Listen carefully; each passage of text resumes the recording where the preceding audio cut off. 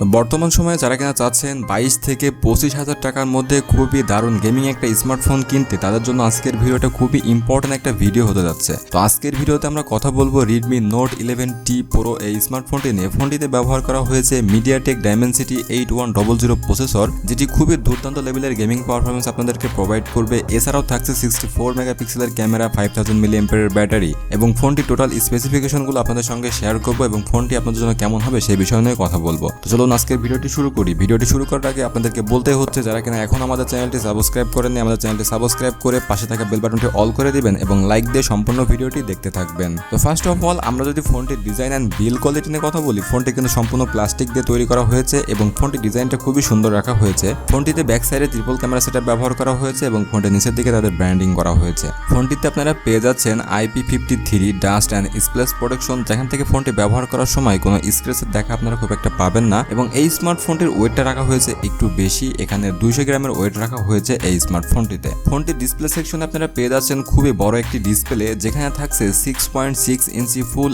HD+ IPS LCD display. এবং এই display সব থেকে বড় বিশেষত্ব হচ্ছে এই ডিসপ্লেতে আপনারা পেয়ে যাচ্ছেন 144 হার্জের ফাস্ট রিফ্রেশ রেট, যেখান থেকে যারা গেমিং করবেন তাদের জন্য খুবই দুর্দান্ত লেভেলের পারফরমেন্স প্রোভাইড করতে পারবে। এছাড়া যদি আপনারা রেগুলার বেজে কাজ করে থাকেন তাহলে খুবই স্মুথ একটা ফিল পাবেন এই ফোনটি ইউজ করার সময়। ফোনটিতে আপনারা HDR10 এর সাপোর্ট পেয়ে যাচ্ছেন এবং ফোনটিতে সর্বোচ্চ পিক ব্রাইটনেস থাকবে 650 নিটসের পিক ব্রাইটনেস, যেখান থেকে আপনারা ডে লাইটেও ফোনটি খুব ভালোভাবে ব্যবহার করতে পারবেন। ফোনটিতে আপনারা PPI ডেন্সিটি পেয়ে যাবেন 407 PPI ডেন্সিটি, যেখান থেকে আপনারা কন্টেন্ট ওয়াচ করার সময় খুব ভালো শার্পনেস ডিটেলসে দেখা পাবেন। এছাড়া ফোনটিতে IPS LCD ডিসপ্লেটাও কিন্তু খুব বেটার কোয়ালিটির ডিসপ্লে ব্যবহার করা হয়েছে, যেখান থেকে আপনারা খুব ভালো ফিডব্যাক পেয়ে যাবেন। তো ওভারঅল যদি বলতে হয় ডিসপ্লে সেকশনে আপনারা খুবই ভালো একটি ডিসপ্লে পেয়ে যাচ্ছেন এই স্মার্টফোনটিতে। IPS LCD ডিসপ্লে হলেও ডিসপ্লেটা খুবই উন্নত মানের একটি ডিসপ্লে ব্যবহার করা হয়েছে এই স্মার্টফোনটিতে। তো চলুন এই ফোনটির আমরা পারফরমেন্স, যেটি মেন বিষয় সেটি নিয়ে আমরা কথা বলি। ফোনটিতে আপনারা পারফরমেন্স সেকশনে পেয়ে যাবেন অপারেটিং সিস্টেম হিসেবে Android 12 এবং এই স্মার্টফোনটিতে UI সিস্টেম ব্যবহার করা হয়েছে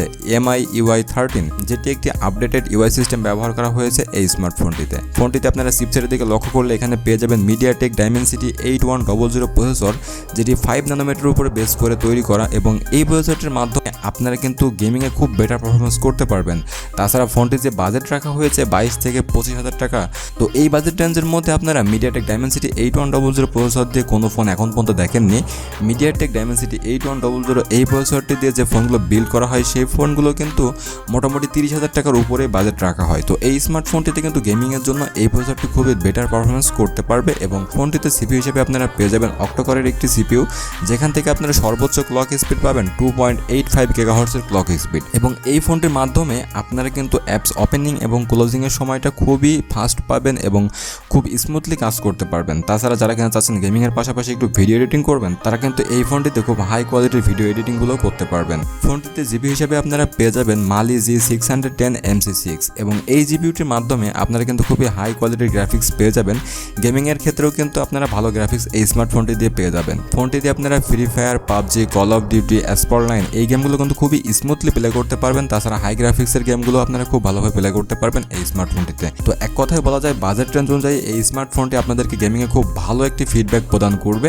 ফোনটি আপনারা দুইটা ভেরিয়েন্টে পেয়ে যাবেন, যেখানে থাকবে 6GB র্যাম এবং 8GB র্যাম। এখানে র্যাম ব্যবহার করা হয়েছে LPDDR5।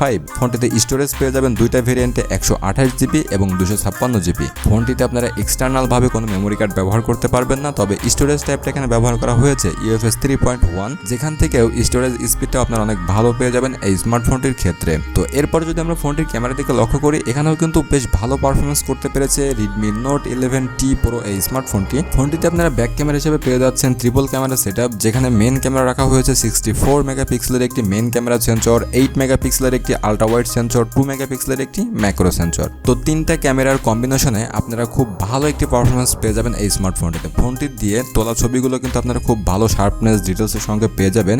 এছাড়াও কিন্তু আলট্রা ওয়াইড সেন্সরটা দিয়েও আপনারা বেশ ভালো পারফরমেন্সে ফটোগুলো শ্যুট করতে পারবেন। তবে এখানে একটু খারাপ বিষয় হচ্ছে ফোনটিতে কিন্তু তারা জাইরা বেস সেন্সরটা ব্যবহার করেনি। তারা যদি জাইরা বেসটা ব্যবহার করতো সেক্ষেত্রে ভিডিওতে একটু স্টেবিলাইজেশন থাকলে ফোনটিতে আরও অনেক ভালো একটা হাইপ তৈরি করতে পারতো। তবে ভিডিও রেকর্ডিং করার ক্ষেত্রে আপনারা 4K 30 FPS এ ভিডিও রেকর্ডিং করতে পারবেন এই স্মার্টফোনটির ব্যাক ক্যামেরা দিয়ে।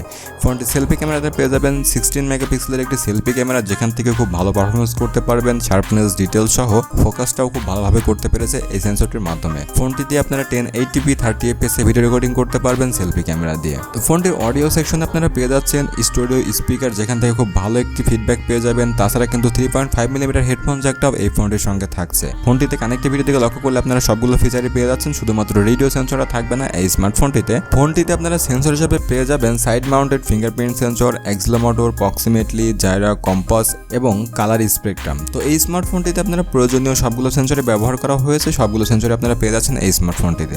ফোনটির ব্যাটারি সেকশন আপনারা পেয়ে যাবেন 5080 মিলিঅ্যাম্পিয়ারের একটি ব্যাটারি, যেখান থেকে আপনারা দীর্ঘ টাইমে একটা ব্যাটারি ব্যাকআপ পেয়ে যাবেন। 1 দিন থেকে 1.5 দিনের একটা ব্যাটারি ব্যাকআপ পেয়ে যাবেন। যারা রেগুলার ইউজ করবেন তাদের জন্য 1 দিন থেকে 1.5 দিনের ব্যাকআপ দিবে, আর যারা কিন্তু খুব ভালোভাবে গেমিং প্লে করবেন তাদের জন্য এই স্মার্টফোনটি খুব ভালোভাবে 1 দিনের একটি ব্যাটারি ব্যাকআপ প্রদান করতে পারবে। ফোনটি চার্জিং এর জন্য ব্যবহার করা হয়েছে 67 ওয়াটের একটি ফাস্ট চার্জিং সাপোর্ট, যেখান থেকে ফোনটি আপনারা মাত্র 1 ঘন্টা 10 মিনিটের মধ্যে একদম 100% চার্জ করে নিতে পারবেন খুব ভালোভাবে। ফোনটি আপনারা 3টা কালারে পেয়ে যাবেন, ব্লু, সিলভার এবং ব্ল্যাক। তো এই 3টা কালারের মধ্যে আপনার যে কালারটি পছন্দ আপনি সেই কালারটি নিতে পারেন।